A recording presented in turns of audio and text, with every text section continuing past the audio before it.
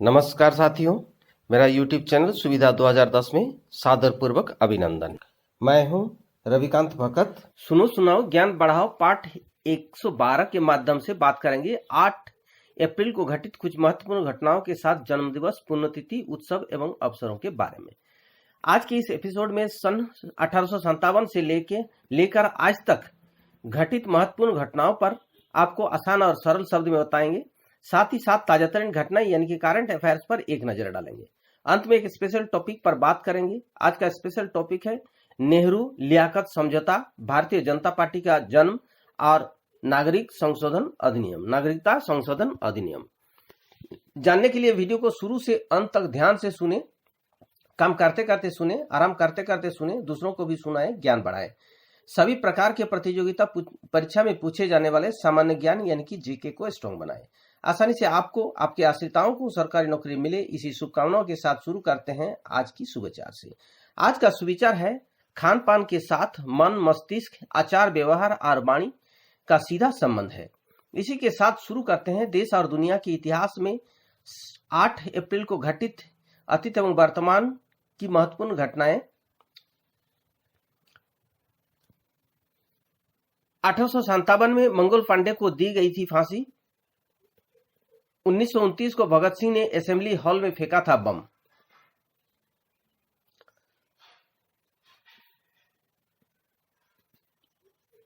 1857 में ब्रिटिश सरकार के खिलाफ बगावत की चिंगारी भड़काने वाले बैरकपुर रेजिमेंट के सिपाही मंगल पांडे को फांसी दे दी गई थी।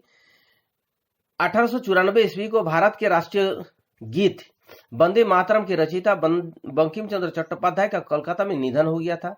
1929 को क्रांतिकारी भगत सिंह और बटुकेश्वर दत्त ने दिल्ली असेंबली हॉल में बम फेंका था और गिरफ्तारी दी थी। 1950 ईस्वी को भारत और पाकिस्तान के बीच लियाकत नेहरू समझौता हुआ था। इस समझौते दोनों देशों में रह रहे अल्पसंख्यकों के अधिकार को सुरक्षित रखने और भविष्य में दोनों देशों के बीच युद्ध की संभावनाओं को खत्म करने के मकसद में किया गया था, जो आज का स्पेशल टॉपिक है। 1973 में स्पेन के चित्रकार प्लाबो पिकासो का निधन। उन्हें 20वीं शताब्दी का संभवतः सबसे प्रभावशाली चित्रकार माना जाता था। 1988 को जनरल बेंग सांगकुन चीन के राष्ट्रपति निर्वाचित। 1999 को ड्रोर और पज और कार्पेट सुबेरा एक गरीब Guinness book of world record कीर्तिमान किया था किस करने के लिए।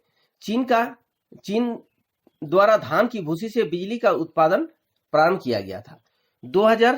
सन 2000 को गुट निरपेक्ष विदेशी मंत्रियों का 13वां सम्मेलन कोलंबिया के कार्टिजेना शहर में प्रारंभ हुआ था। सन 2001 को भारत इंग्लैंड राउंड टेबल बैठक सारिस्का में संपन्न हुआ। बांग्लादेश में हिंदुओं की संपत्ति लौटाने के लिए विधेयक पारित हुआ। सन 2002 को अमेरिका अंतरिक्ष यान सफलतापूर्वक प्रक्षेपित किया गया। सन 2003 को अमेरिका सेना ने बगदाद में बंकर भेदी बम बरसाए, जिन्हें कोई नागरिक हताहत हुए, लेकिन सद्दाम का अता पता नहीं चला। सन 2005 को वेटिकन सिटी में मरहूम पोप की अंतिम विदाई दी गई। सन 2006 को ल्यूकाशेंको ने तीसरी बार बेलारूस के राष्ट्रपति पद की शपथ ली। सन 2008 को आंध्र प्रदेश एवं कर्नाटक की सरकारों ने एक महत्वपूर्ण फैसले में वहां के सिखों को अल्पसंख्यक घोषित किया। ब्रिटेन की एक अदालत में वहां काम कर रहे भारतीय पेशेवर एवं पक्ष में निर्णय देते हुए कोई सरकारों के द्वारा वीजा नियमों में किए गए बदलाव को गैर कानूनी और प्रशासनिक शक्तियों का दुरुपयोग बताया। ईरान ने अपने यूरेनियम प्लांट में 6000 नए सेंट्रीफ्यूज लगाने का कार्य शुरू किया। पाकिस्तान के एक न्यूक्लियर प्लांट में गैस लीक होने से 2 लोगों की मृत्यु हुई। सन 2013 को ब्रिटेन की पूर्व प्रधानमंत्री मार्गरेट थैचर का लंदन में निधन हुआ। वह ग्रेट ब्रिटेन ही नहीं, किसी भी यूरोपीय देश की पहली महिला प्रधानमंत्री थी और 20वीं शताब्दी में ब्रिटेन की एकमात्र प्रधानमंत्री थी जिन्होंने 3 बार लगातार पद संभाला था। सन 2020 को देश के कोरोना संक्रमित मामले में 5700 के पार। प्रधानमंत्री नरेंद्र मोदी कहा, स्थिति सामाजिक आपातकाल जैसी। जापान में बुद्ध धर्म को मानने वाले लोग इस दिन को भगवान बुद्ध के जन्मदिन के तौर पर मनाया जाता है।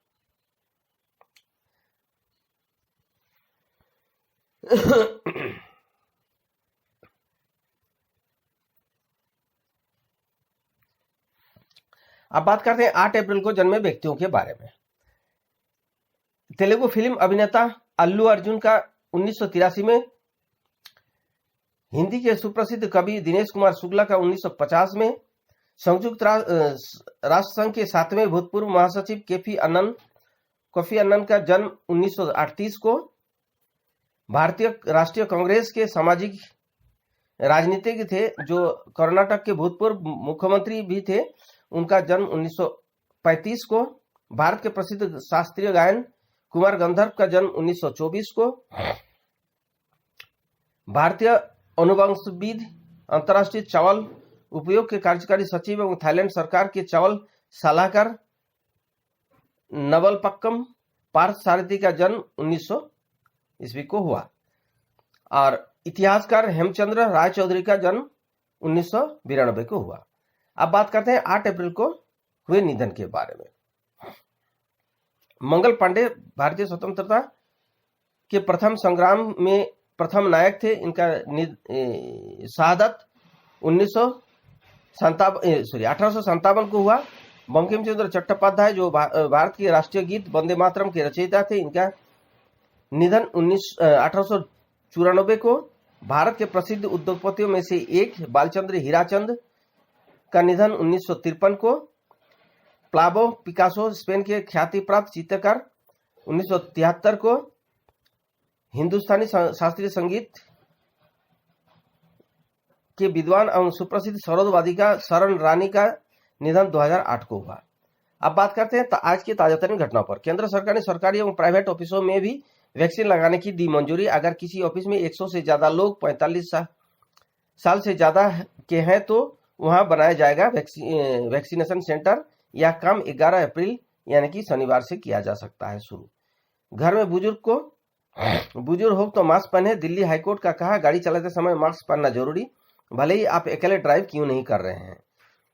घर में अगर बुजुर्ग भी साथ रह रहे हैं तो किसी तरह की दूसरी बीमारी से पीड़ित लोग हैं तो वहां उसकी सुरक्षा के लिए मास्क पहनना जरूरी है।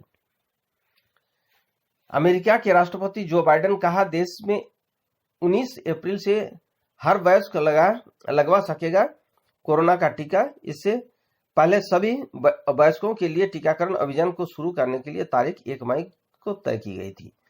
सीआरपीएफ जवान राकेश्वर सिंह मन्हास को नक्सलियों ने छोड़ दिया। बता दें कि राकेश्वर सिंह को रिहाई के लिए नक्सलियों की तरफ से तमाम तरह के शर्त भी रखी गई थी। महाराष्ट्र सरकार और राज्य के पूर्व गृह मंत्री अनिल देशमुख की सुप्रीम कोर्ट से झटका। कोर्ट ने कहा, सीबीआई जांच से कुछ भी गलत नहीं है। अब बात करते हैं आज के स्पेशल टॉपिक पर। नेहरू लियाकत समझौता और भारतीय जनता पार्टी का जन्म और नागरिकता संशोधन अधिनियम के बारे में। आज ही के दिन साल 1950 में हुआ नेहरू लियाकत समझौता। यह समझौता आखिर क्या है या कितना सफल और असफल रहा, आइए इस पर एक नजर डालते हैं। साथ ही साथ नागरिकता संशोधन अधिनियम लाने की वजह भी जानेंगे और भारतीय जनता पार्टी का उदय होने का कारण भी जानेंगे। 8 अप्रैल 1950 को भारत के प्रधानमंत्री जवाहरलाल नेहरू और पाकिस्तान के प्रधानमंत्री लियाकत अली के बीच दिल्ली में एक समझौता हुआ था, जिसमें आमतौर पर नेहरू लियाकत समझौता के नाम से जाना जाता था। देश के विभाजन के समय दंगों और दोनों देशों के अल्पसंख्यकों के पलायन की पृष्ठभूमि के बीच यह समझौता हुआ था। इसके अलावा जम्मू कश्मीर को भी दोनों देशों के तनाव था और आर्थिक रिश्ते बंद हो चुके थे। नेहरू लियाकत समझौता का मुख्य लक्ष्य पूर्वी पाकिस्तान अब बांग्लादेश है से हिंदुओं और भारत के पश्चिम बंगाल, असम, त्रिपुरा के मुस्लिमों के पलायन को रोकना था। इस समझौते के अनुसार दोनों देश शरणार्थियों को बिना परेशान किए ही उसकी संपत्ति लौटा देने, अगवा की गई महिलाओं को लूटी गई संपत्ति को वापस करने, जबरन धर्म परिवर्तन को रद्द करने और अल्पसंख्यकों को अधिकार का संरक्षण करने पर राजी हुए थे। समझौते के विरुद्ध में श्यामा प्रसाद मुखर्जी ने दिया था नेहरू सरकार से इस्तीफा। समझौते को लेकर अब नेहरू सरकार में उद्योग मंत्री रहे श्यामा प्रसाद मुखर्जी ने सरकार से इस्तीफा दे दिया था। मुखर्जी ने बाद में भारतीय जन संघ नामक पार्टी बनाई, जिसे अंत में भाजपा को जन्म दिया। इस बीच समझौते के अहम बिंदुओं को लागू करने के लिए दोनों देशों के अल्पसंख्यक आयोग बनाया गया था। यह कुछ हिस्सों में विभिन्न धार्मिक समुदायों के बीच विश्वास बहाली करने में कामयाब हुआ था। भारत ने तो अपनी तरफ से समझौते का पूरा पालन किया, लेकिन पाकिस्तान की ओर से ऐसा नहीं हुआ। समझौते के कोई महीने बाद पूर्वी पाकिस्तान से हिंदुओं का पलायन जारी रहा। यह किसी से भी छिपा नहीं कि पाकिस्तान में अल्पसंख्यकों पर अत्याचार लगातार जारी रहा और वहां उसकी हालत बदतर है। इसी खराब हालत और नेहरू लियाकत समझौते की असफलता के कारण जन्म हुआ नागरिकता संशोधन अधिनियम। साथियों, अगर आप सोच रहे हैं यह वीडियो आपके लिए बेकार है तो उन्हें भेज दें जिनके बारे में आप अच्छा सोचते हैं। इसी के साथ आज के लिए विदा लेता हूं। वीडियो को देखने और चैनल के साथ जुड़े रहने के लिए धन्यवाद। वीडियो को लाइक कर सभी ग्रुपों में या दोस्तों में शेयर कर दें। अगर आप नए दर्शक हैं तो चैनल को सब्सक्राइब कर ऑल नोटिफिकेशन बेल आइकन को दबा दें। नेक्स्ट वीडियो और नई जानकारी के साथ कल फिर मिलेंगे। आपका दिन मंगलमय हो, परिवार के सभी लोग स्वस्थ रहे, मस्त रहे, इसी शुभकामनाओं के साथ जय हिंद, जय भारत।